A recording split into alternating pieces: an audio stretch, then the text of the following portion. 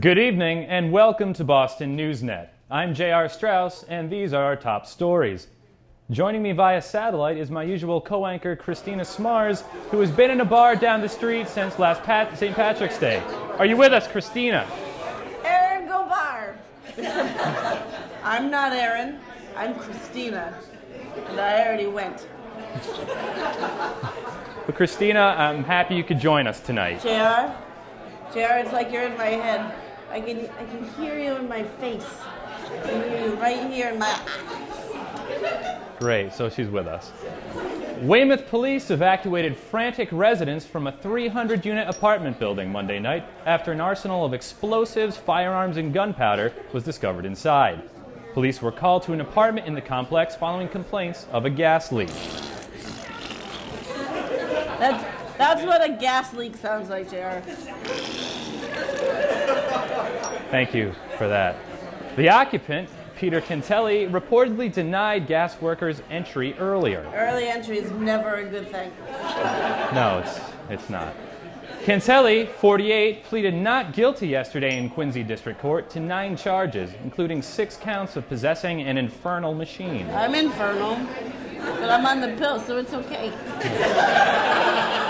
We're all very lucky for that. When asked of the scare, a neighbor said she wasn't really surprised. The reaction suggests that Weymouth residents are either exceptionally brave or just really, really dumb. Brave. Or dumb. I don't care. Just one of them. Warm. Great. That makes some firemen very happy. The Isabella Stewart Gardner Museum's passionate new security chief, Anthony Amore, says the theft of precious artworks from the museum 18 years ago was a form of cultural terrorism, one that must be resolved for posterity's sake. Oh, posterity, that means butt. Great.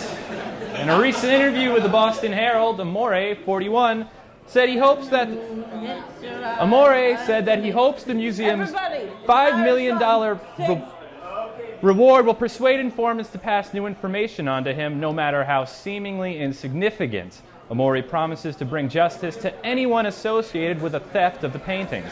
Boston police have yet to announce how they plan on arresting everyone in South Boston. Salty Guinness. Just like my first time. Great.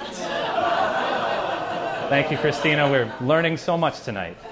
Shareholders in 2 Fidelity Investments mutual funds have rejected a proposal to block investments that may contribute to genocide in places like Sudan's Darfur region.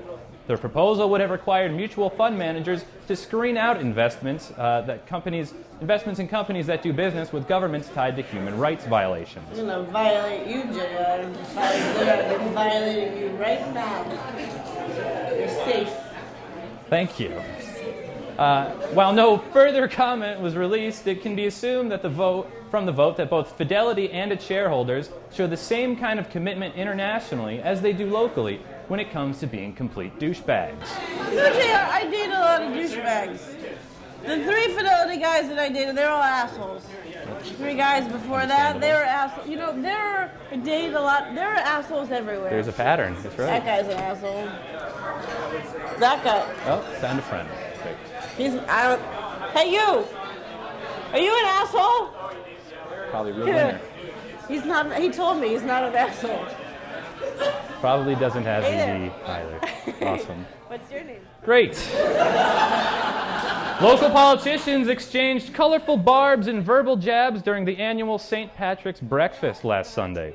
House Speaker Sal DiMassey crafted several witticisms for the event, such as this zinger: "Gambling bills are just like casinos. The House always wins."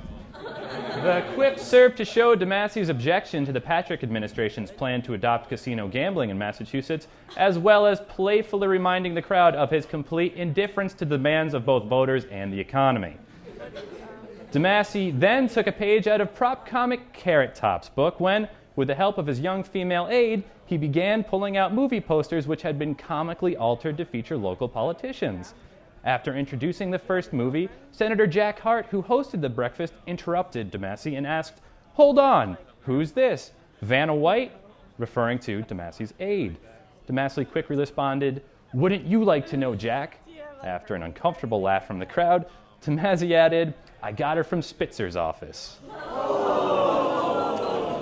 and it's all true. Many have claimed that the comment suggests that Sal DiMasse is guilty of not only harassment, but sexism as well. This is clearly not the case, as anyone who has ever studied DiMasse's long role as a public servant, they all know that DiMasse is not a sexist, just an asshole. Fuck off, JR. All right. I think we can conclude that Kristina is just about done with her newscast.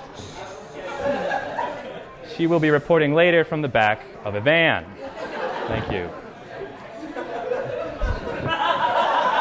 Get that fucking camera. I think next week's news will involve a trip to the doctor's office.